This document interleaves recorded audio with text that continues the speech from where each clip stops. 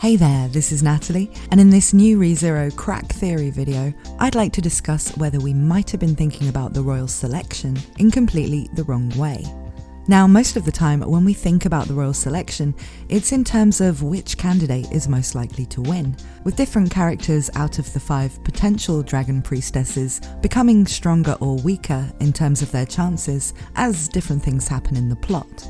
Or we talk about who would actually be the best ruler out of the 5 in terms of their worldviews and what Lugunica seems to need.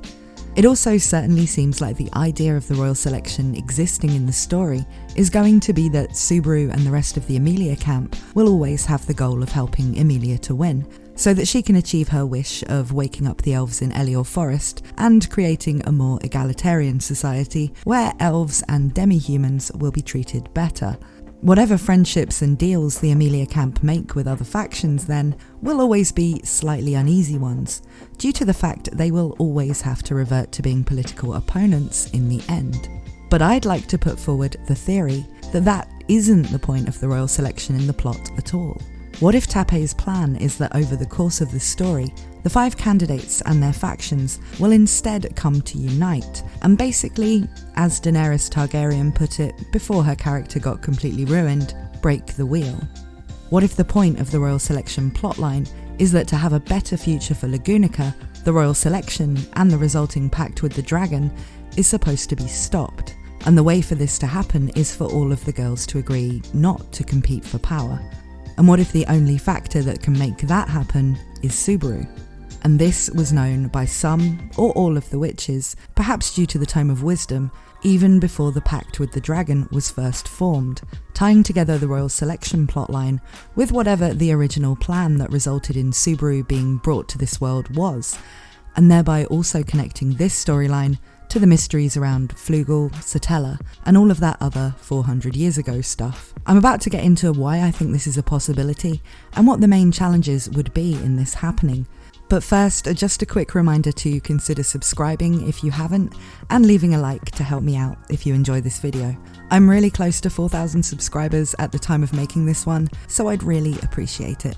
With that out of the way, let's get deeper into this theory, where the royal selection will not actually happen.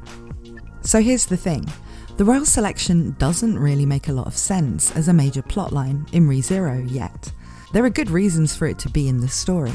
It gives us an idea of a time frame for the story, with it being established early on that it will last for 3 years. It's what connects Emilia to Roswell, and it also enables Subaru to interact with important people, despite his status as a random from another world at the start of things. But when we consider Emilia as the heroine, isn't it a bit strange that this big thing she's been swept into, that Subaru and the people around her are all helping her with, isn't something where she's all that motivated to win? And where she's also, not from an objective standpoint, the best choice of ruler. See, Emilia wants to wake up the elves, and she needs the dragon's blood to do that. I won't go into the extra bit of information about this that people will have if they're up to date on the web novel, because I'm trying to keep references to post-anime stuff vague, but it seems that Emilia's wish is not really to be the ruler, just to have a way to save the elves. She also wants Lugunica to become more accepting of elves and demi-humans, but she doesn't have a clear plan for how she'd do that if she did rule, and it seems like she doesn't even need to be the one to do it. She just wants everybody to get along and for the old prejudices to go away. Roswell wants to make her the ruler because his gospel told him to, and he thinks it will help him reach his goal of killing the dragon. So Emilia's backer doesn't really care about Emilia actually ruling, and doesn't think she'd be an especially good ruler either. Subaru wants Emilia to win because he wants to help Emilia get what she wants, but if Emilia could get what she wanted without winning the election, then he'd be happy with that too, because he also isn't so much focused on the long-term idea of Emilia being the ruler. And this is interesting, because we end up with a dynamic where no matter how much we're rooting for Subaru and Emilia in general, we may actually prefer other candidates as potential rulers. This is because it's easy enough to see ways where Emilia's wish could come true without her winning, and because other candidates seem to both want to rule more and be better prepared for actually doing it. Equally, none of the other candidates seem like obvious bad choices that need to be thwarted.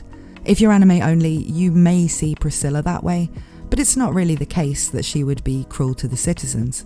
And Felt, although she's reluctant to be involved in the first place, and would probably seem like a disinterested ruler, has the backing of Reinhard, and is also the youngest, with a lot of scope to grow up and learn things in the 3-year period of the story. From a story structure standpoint then, the royal selection is an odd thing. It drives the plot in a lot of ways, but it isn't where any of the big stakes come in, because we're not 100% invested in the heroine needing to win, or in any of her opponents being outright villains. If any one of them won, it would bring about changes, but it wouldn't be a catastrophe for Emilia or Subaru, or for Lugunica. We also see over the course of the story so far that Subaru's actions cause the other factions to begin to respect him and be willing to work alongside him and the rest of the Emilia camp. If Subaru wasn't there trying to achieve his own goals and using Return by Death to do it, the factions would not be interacting anywhere close to as much as they end up doing. And without any spoilers, he's currently in very good standing with a couple of them, with a couple more supposedly going to feature prominently in the next 2 arcs. A side effect of Subaru doing what he's doing, whether it's trying to protect people from the witch cult or save Rem, is that he involves a lot of other people in things, and helps them to reach their own goals, as well as winning their trust. If Subaru wasn't there, or if he wasn't trying to do the same things he is doing, then the factions would probably all pay little attention to Emilia as an opponent, but would also have a lot less to do with each other. Now, we know that candidates can drop out if they want to. This is because we see this happen in the Gluttony Ifrit, though since that's the Arc 6 spoiler Ifrit, I won't go into it. We also know that Crusch, who many thought was the strongest candidate at the start, has lost her memories, so it may seem like she'd be the most likely to actually do this. Plus there's Felt, who is persuaded not to compete in the Greed If. But what if everybody refused to compete? Or what if everybody became convinced to back the same candidate, dropping out themselves and removing the democracy aspect from it? This kind of thing would break the royal selection system, and that may be something that might become apparent as a good idea later on, as we learn more about things like the dragon. But anything that broke the system would require all of the girls to agree to it, and Subaru could be the key to that. So what if when the dragon first formed the pact with Lugunica 400 years ago, it was known by Echidna that this pact should only last for 400 years, that the dragon would later on become corrupted, or the pact would become in some other way detrimental to the country or the whole world? What if that's why Roswell's gospel makes him get involved in the royal selection, and why he wants to kill the dragon? And Emilia and Subaru, they were inserted into this whole situation so that Subaru's influence could unite the candidates and cause the election and the resulting pact not to happen. This could also tie into why Emilia is eligible to be a candidate in the first place, given various theories about her origins. We could even go further with this and say perhaps the plague that killed the royal family was a first attempt, or an attempt by a different witch, to pull off the same thing and get rid of the pact between the dragon and the country. I mean, my theories about what the origins of this whole plan and why it might be needed are really just supposition to explain one of the many ways that an ending where the candidates are supposed to stop competing could have been intended. Because I think that whatever the deal is with the royal selection, it's going to all come back to the 400 years ago stuff with Echidna, Sotella, Flugel, and all of their mysterious goings-on, in order to tie everything together and to make the royal selection plotline more than just something going on in the background that allows for certain stuff to happen. But what do you guys think?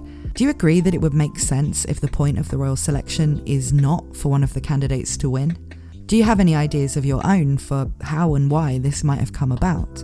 Let me know in the comments, and once again, please subscribe if you like this kind of thing.